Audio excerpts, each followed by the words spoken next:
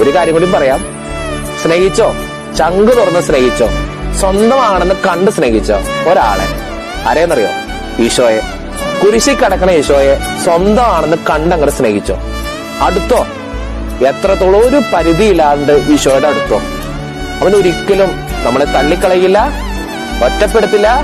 നമ്മളൊരു കാര്യം പറയുമ്പോ കേട്ടില്ല എന്ന് നടിക്കില്ല, ഒരിക്കലും ഒഴിവാക്കില്ല. എനിക്ക് ഉറപ്പ് പറയാൻ പറ്റുന്നത് ഈശോയുടെ കാര്യത്തിൽ മാത്രം.